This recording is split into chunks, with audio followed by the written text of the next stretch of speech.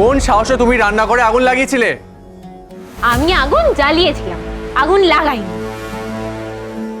আসলে আমি তো আগুন জ্বালানো ছাড়া কখনো রান্না করতে শিখিনি।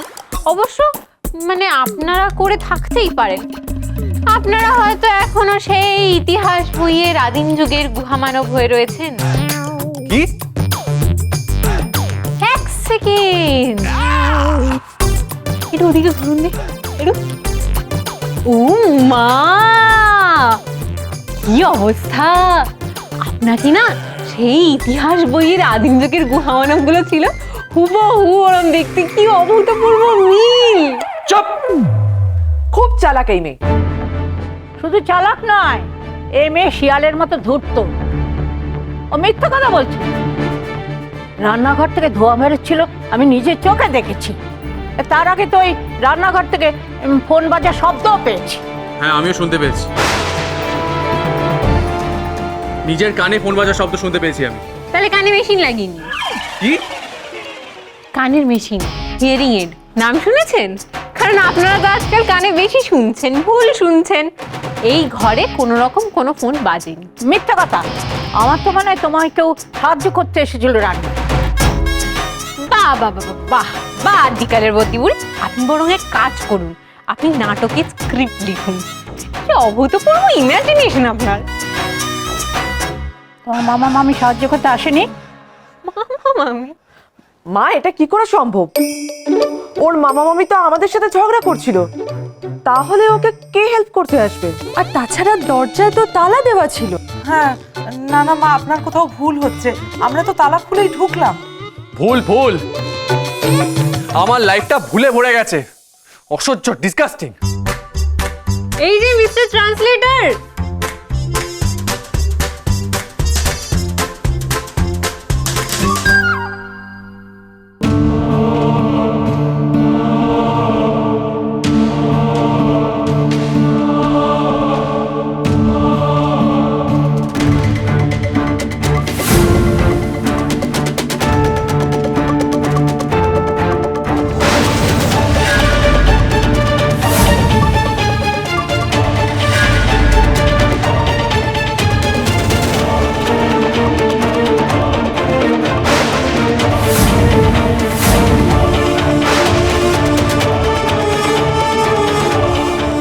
না না, আমি কিছুতেই মানতে পারছি না এই বাঁদর মেয়েই এত সব রান্না করেছে।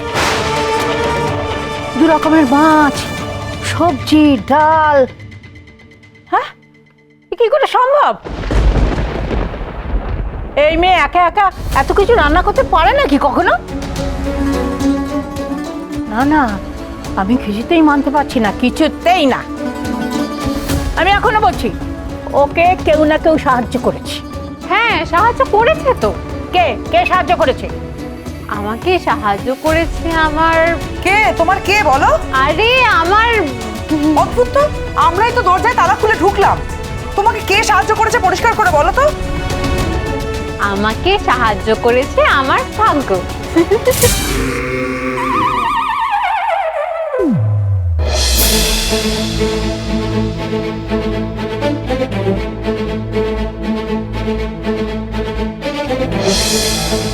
কি হলো বলো তো? চপলাটা তো এখনো এলো না। উফ, এত দেরি করে কেন বলো তো? অবস্থা। এই, ওই তো চপলা আসছে।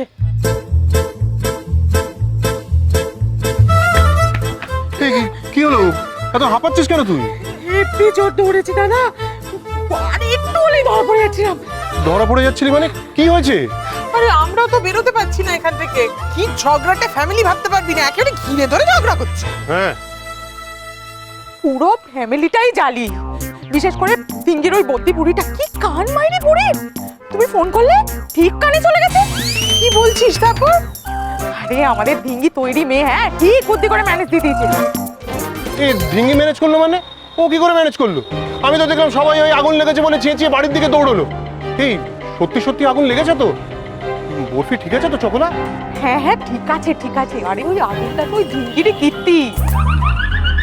ভিঙ্গিরি কীর্তি মানে ও কি করেছে? একটু সবুর করো দাদা, যেতে যেতে বলি একবার যদি ধরে ফেলে না একটা মার বাইরে পড়বে না। পালাও পালাও, না আমি পালাচ্ছি কিন্তু। চলো চলো, আচ্ছা, তাড়াতাড়ি করিস, তাড়াতাড়ি করিস।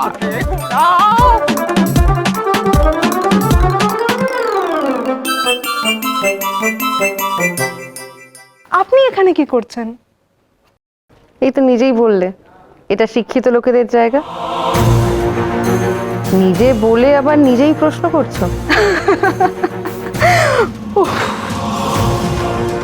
আসলে কি বলুন তো, সত্যিকারের শিক্ষিত হওয়া আর শিক্ষিত হওয়ার ভান করার মধ্যে পার্থক্য আছে। কে আসল শিক্ষিত আর কে শিক্ষিত হওয়ার ভান করছে সে তো দেখতেই পাচ্ছি। যদি আসলে তুমি শিক্ষিত হতে তাহলে লুকিয়ে লুকিয়ে এসে পেছনে আমার হুইল চেয়ারটাকে টেনে ধরতে না, তাহলে বোধহয় সামনে এসে কথা বলতে। তবে হ্যাঁ, যারা শিক্ষিত হওয়ার ভান করে তারা এরকমই ব্যবহার করে। রিয়েলি? ইয়েস। বুঝলাম, কিন্তু আপনি হঠাৎ হুইল চেয়ারে করে ঘুরে বেড়াচ্ছেন কেন বলুন তো? পায়ে কিছু হয়েছে বলে তো শুনিনি। আমার কি হয়েছে বা হয়নি সেটা সব সময় তোমায় শুনতে হবে বা জানতে হবে এটা কোথায় লেখা আছে? আর তাছাড়া তুমি আমার এমন কেউ নও যে সব সময় আমি কেমন আছি সেটা তোমাকে জানাতে হবে। No no no no, actually I can relate, you know. আমার মনে হয় আপনি সিম্প্যাথি পাওয়ার জন্য এই নাটকটা করছেন, না? সিম্প্যাথি পাওয়ার নাটক তারা করে যারা সারা বছর কোনো পড়াশোনা করে না, তারপর বছরের শেষে একজন প্রফেসরকে ধরে নিয়ে শেষ রক্ষে করতে চায় শুধু পাঠটুকু করার জন্যে।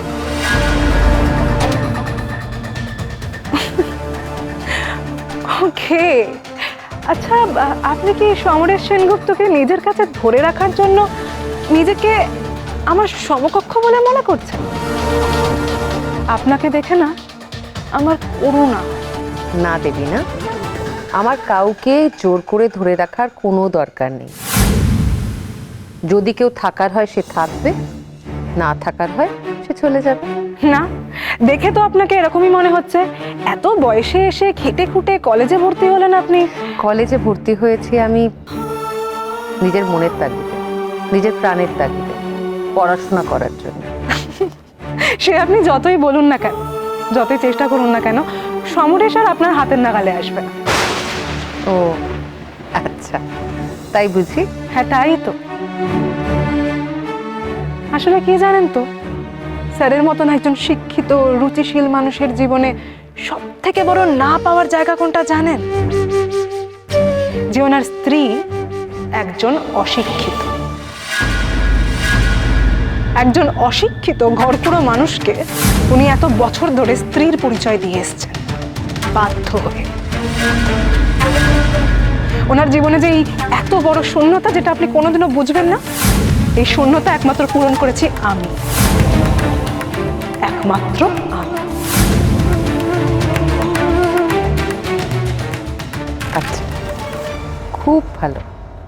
হ্যাঁ, ভালোই তো, সত্যি ভালো।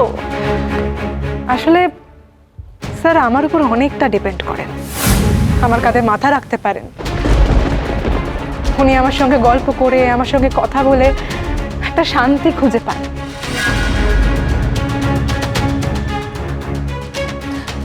আসলে কি জানো তো, উনি তো বোঝেন না। তুমি তোমার কাঁধ ওনার শান্তির জন্য নয়, নিজের প্রয়োজনে ওনার দিকে বাড়িয়ে দাও। ওই যাকে বলে ব্যবহার করো।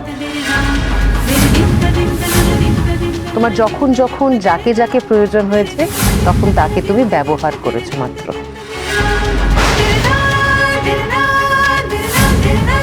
Mrs Sahachari Sengupta, mind your tongue. এই যে আপনি ছোট ছোট কথায় আমাকে এত এত অপমান করেন, আপনি বুঝতেও পারছেন না যে আপনাকে এর জন্য কত বড় দাম দিতে হবে। অনেক দাম দিয়েছি ভাই জীবনে, দাম দিতে আমি ভয় পাই না। ভয়? ভয় তো আপনাকে পেতেই হবে। আপনি বুঝতেও পারবেন না যে একদিন আমি আপনার কাছ থেকে সমরেশকে চিরদিনের মতো কেড়ে নেব। আমি তবে সহচরী।